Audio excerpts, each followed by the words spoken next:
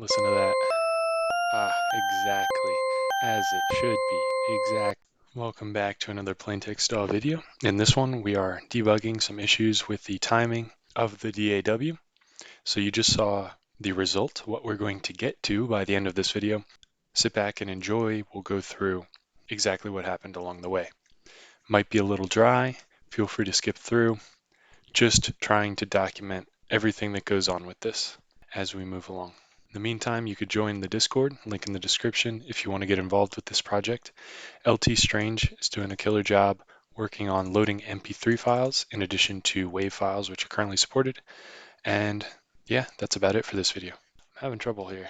I'm not sure what the deal is, but it is, and I changed this a little bit too, that's just a refactor. It does the same thing.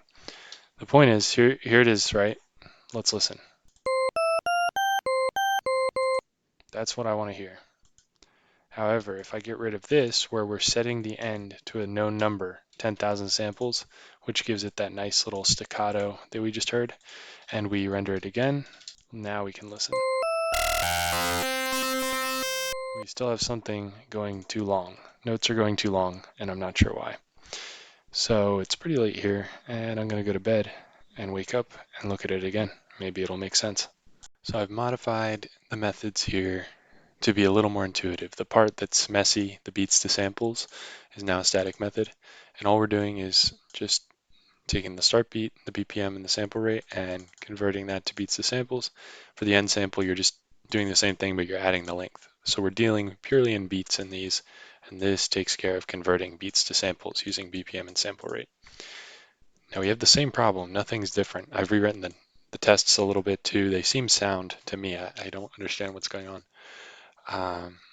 But yeah, I added a print to print the note value, the start and the end, and we can see the C is fine, the E is fine, but the F is where it starts to overlap. So that's really what I'm going to have to look into next, is what is going on there. And if we add printing the start beat and the start beat plus the note length, we can see that it all makes sense logically. So the logical internal state of the beats is correct, but converting to samples is incorrect somewhere along the line. It's very strange that it works for the first two though. Maybe because the first one is multiplying in 0. So maybe I have to do some of these calculations on hand and see where they're off. By hand, I mean. So I've double checked this on paper. It seems to be correct. Beats per minute, minutes per beat, blah, blah, blah. I don't know, unit conversions. And then I get a different answer though than the computer. So something is still messed up. But I think this is the equation for samples per beat, and then you just multiply by the number of beats to get the samples. I don't know what's going on here. All right, so I think I'm in a better place here. I was way overthinking this, right? Beats, say you have one beat, and then the BPM is 200. So that means you have 200 beats in a minute. Well, how many seconds, or how many beats per second? You divide by the number of seconds in a minute.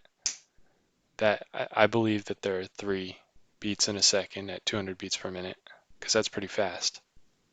So then we just multiply by the sample rate. And that's how many samples. It's that simple.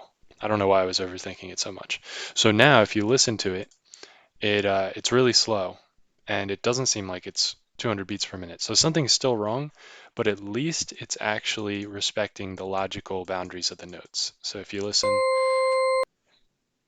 it's pretty slow, but more accurate. We can do better, but it's more accurate. Let's look at what this looks like in Audacity real quick. Yeah, so at least they're evenly spaced, and there's no chords sitting on top of one another anymore. So we'll see what we can do about this. Okay, this is driving me insane. If I change this from 200 beats per minute to 60, it gets significantly faster. And if we take it down to 20 beats per minute, which should be even slower, we get the familiar, cover your ears, horrible sound. So I don't know what's going on, but really I'm missing something in a big way, and I can't figure it out. All right, so the BPM should be on the bottom here, not the top. It should be inversely proportional. Let's start with that. So this actually seems to finally be working. If we go 60 beats per minute, Sounds good. If we go 80, it does get faster, which is good. And then we get some overlap there. So the real problem here is the overlapping and how it's handling that, and how notes get added together and it's just too much and it clips.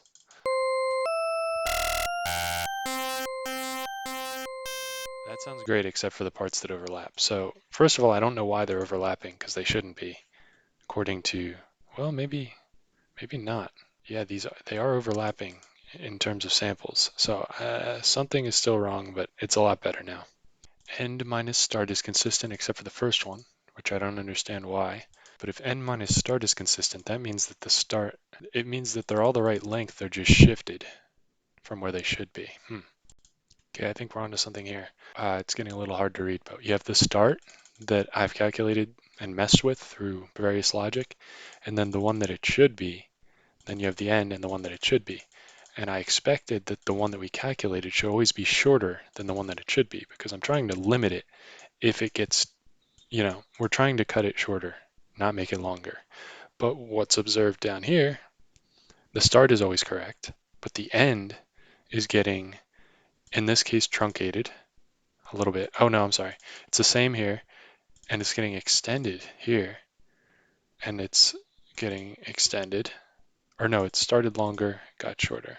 Started longer, got shorter, started longer, got shorter. Okay, that's fine. Ah, man. So that's not it. Okay, I'm not crazy. Look, tab separated, it's a lot easier to see, and I used easy numbers. Sample rate of 100 because 44 1000 is a little messy. But look, right here, well, so we have note value, start beat, start plus. Okay, so that's the logical ones. So we have the calculated end, and then we have the corrected calculated end is greater. This is definitely the problem. Why is that happening? Okay, I think I figured it out. As with all things programming, it's usually 5 or 6 characters that's messing everything up.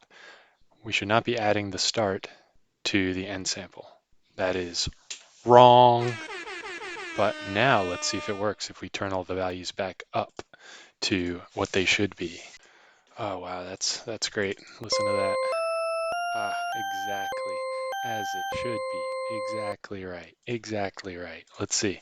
What if we turn up the BPM? It should get faster in theory. And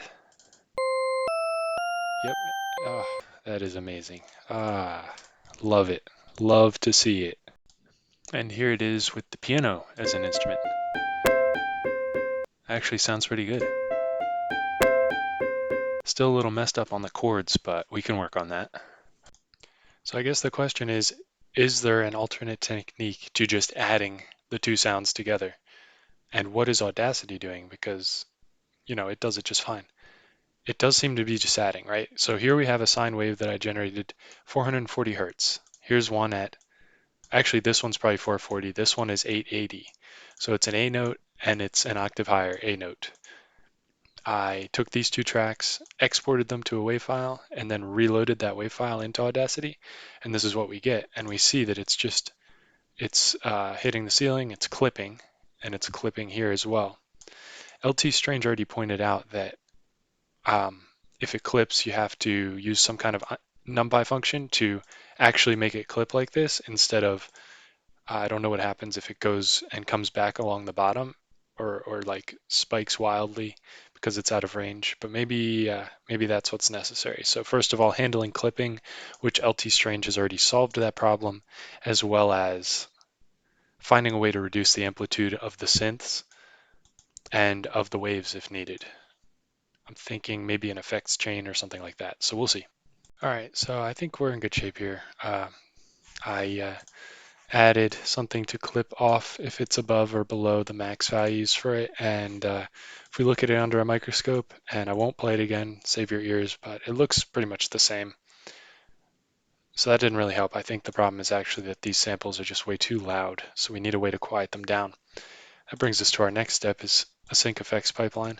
I know that LT Strange's code already has something like this going on, so this can be leveraged hopefully. and brought into the main code, and we can have stuff to fade in and out, stuff to control the amplitude of the samples, and things like that. Something else worth mentioning is I was brainstorming some new ideas for the architecture. Maybe we could abstract all the logic for loading config files and asset files and loading things from Git and all that into a resource manager class. And everything, there could be a process for dereferencing the song, which is a very complex object of clips and instruments and all that, into just a list of clips. And those clips would just contain raw data. So we would have to have a new clip type for that as well. And then once you have all the raw clips, you can just go ahead and put that into whichever file format you need, and that could be part of Resource Manager as well. Output it to WAV, MP3, etc. LT Strange is actually looking into right now ways to render to MP3 and other formats, so that'll be great. Well, I think that's about it for this video. Thanks for watching, and see you for the next one. If you're interested in contributing, join the Discord.